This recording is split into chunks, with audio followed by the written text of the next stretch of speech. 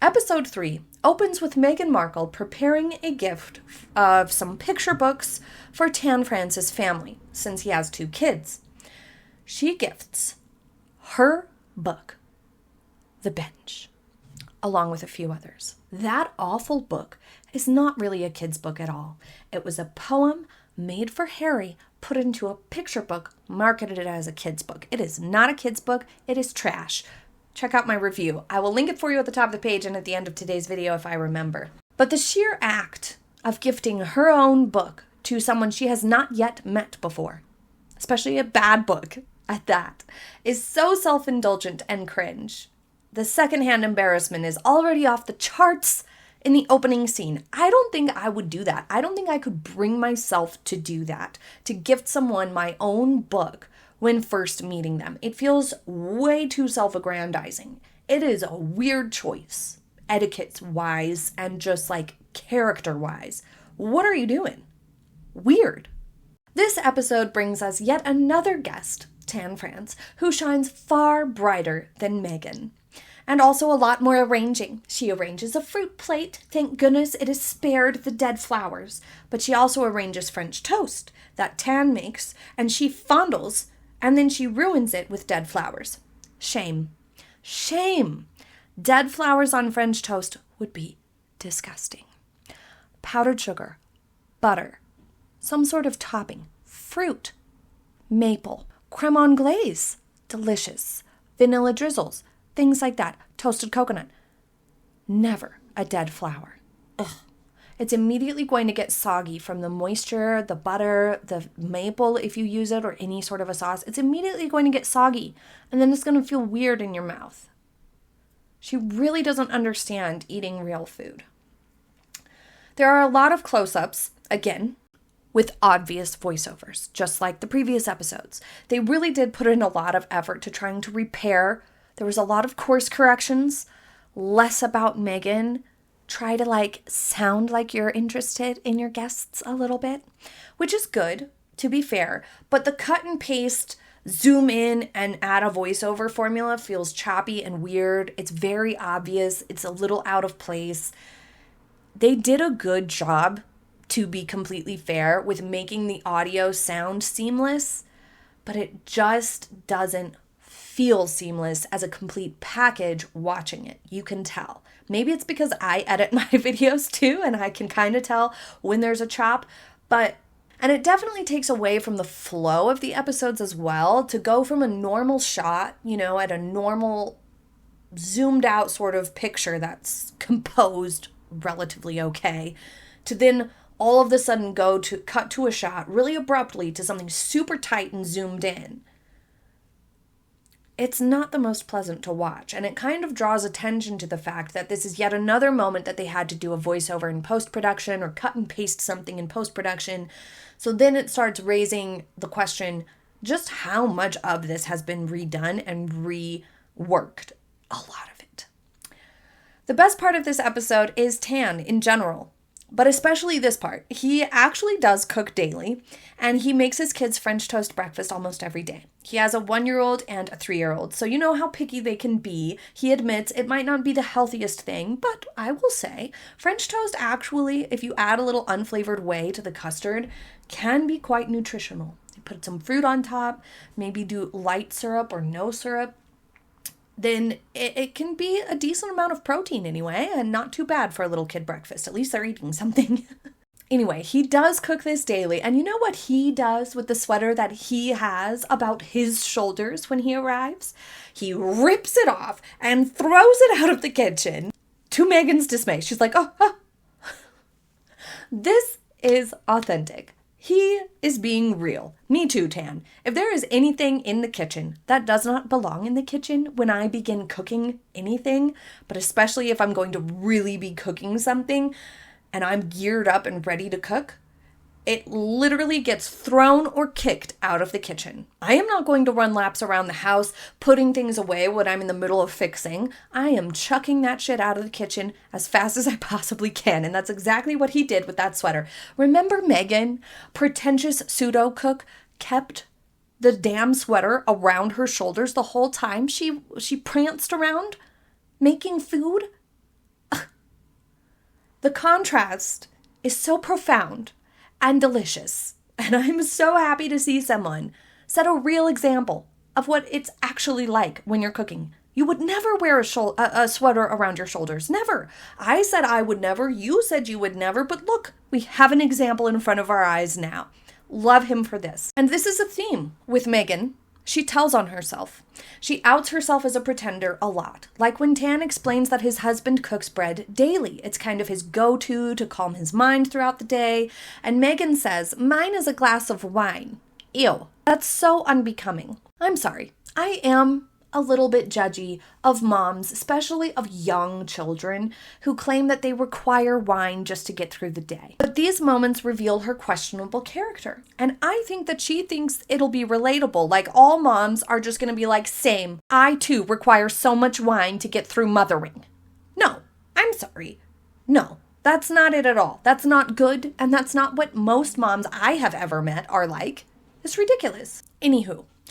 Tan's genuine, bubbly, charming energy befuddles Meghan quite a few times. She can't really keep up with him. He's fabulous, and also he's not overthinking. He is genuine. That's charisma, not Meghan's calculated, scripted, contrived portrayal of the image that she's trying to sell at any given moment, and it really stands out just how disingenuous Meghan is when she has guests as dynamic as Tan on. The annoying craft she chose this episode was to make aprons for the kids, but there are a few issues here. Now, it is cute to have aprons for your kids. Don't get me wrong. I have aprons and chef hats for my kids, and we have previously made our own aprons many a time with fabric paints. It's fun. It gets kids involved. It gets them excited to help with cooking, and having your kids help out in the kitchen helps to expose them to lots of different foods, even ones that they're not yet ready to try or interested in trying yet. The sensory experience of being around the textures and the smells and the appearance of food and getting their hands in the food is a great foundation to help open their culinary taste later in life. So that part of it is great. It makes sense. But she chose this craft for Tan, whose kids are 1 and 3. And she asks Tan, what are your kids' favorite colors? They're 1 and 3. The 3-year-old probably has a favorite color. It may be a different favorite color every day, but the 1-year-old is not old enough to have a favorite color yet. Duh. Hello. Earth to Meghan, obviously. Did she not ask how old they were, or did she not pay attention when Tan said how old they were? Also, 1-year-old is totally not ready for an apron yet. So what is Tan supposed to do? Just hang on to it for 2 to 3 years? I'm so confused. Why didn't they fix that? It makes her look silly and also like she didn't pay attention to her guest when he said how old his children are. Ridiculous. But also, for this craft, she uses produce as the stamps for the paint, which worked okay with like the citrus or the artichoke because they have a lot of texture. But then she took potatoes and I think used like cookie cutters to make the potatoes into shapes. So there was hearts and stars and balloon shapes. So she sliced a piece of potato and then cookie cuttered out a balloon shape and then used that potato piece cut out to stamp the balloons onto the apron. That is stupid. I'm sorry. That's super dumb. It looked way harder than it needed to be. Look at this. It's asinine. Just use a star and a heart and a balloon stamp. Just buy stamps. They make tons of paint stampers. Tons. Just use those. Why are you making an extra step for no reason? How stupid. It's impractical. It's unnecessary. It's slippery. Tan's trying to use a fork. It's ridiculous. It's as if she's never crafted before in her life, because one thing's for certain, you're not going to make something harder on yourself. We also see her wrap gifts 2 different times in this episode, at the beginning and towards the end. Twice we watch her wrap gifts, which is, again, a recurring problem with her content. It's boring, it's regular, it's basic stuff that doesn't belong in a show. If anything, it could be better suited to something like a YouTube short or a social media channel. Show us wrapping gifts every day if you want, for goodness sakes. but it doesn't belong in a TV show like this. Not for a real show, a production, to do stuff that is this plain and ordinary. It doesn't make sense and it doesn't make good TV. And you know what it reveals to us? That they didn't have enough content to use, so they had to rely on this type of stuff. Because why else are we watching her do stuff that doesn't matter and delivers no value?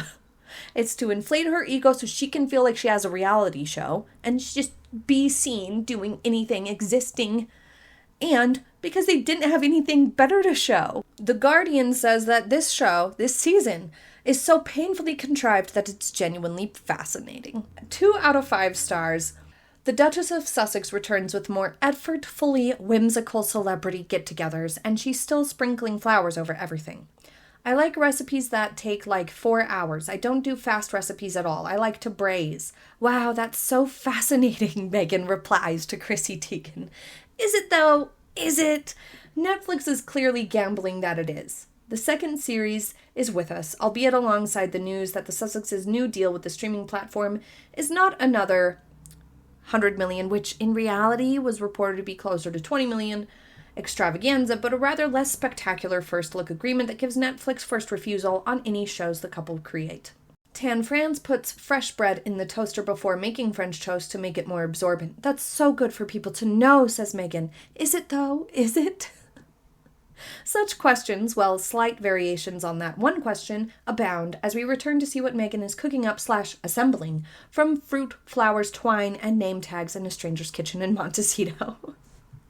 The reviews on this season are funny. They're funny. Tearing it apart is funny because it's so ridiculous. It's helping me get through it to hear the commiserating from others. This reviewer says that Chrissy's presence on the show made her warm to her considerably. I may even voluntarily watch a lifestyle show that she presented. See, Chrissy does have that charisma for all the mistakes that she's made and questionable things about character choices that may have come up. She does have charisma that Meghan lacks. For Tan, Meghan produces lavender gray lattes. Doesn't that just sound chic? I don't know. Kind of sounds like a weird take on a London fog. Just saying. After that, the hits just keep on coming. Meghan has more fruit platters. Grapes create that bounty I was talking about. She has a passion for being a mom that was evident even in early childhood when she spent her allowance on a real diaper bag for her dolls. She has loving anecdotes about H, and still issues no apology for calling the child Lilibet. She used the phrase moving meditation twice, which, if I have translated from Californian Fahrenheit to British Celsius correctly, means anything you take yourself off to do rather than filing for divorce.